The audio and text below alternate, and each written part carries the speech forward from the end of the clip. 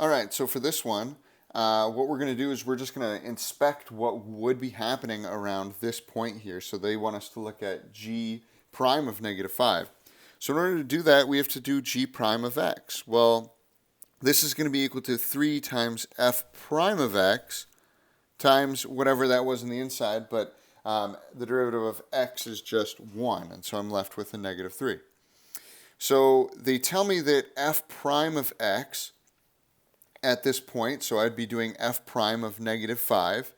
So I want to go up here and I want to look to where it's at negative 5. Well, it's going to be greater than 0.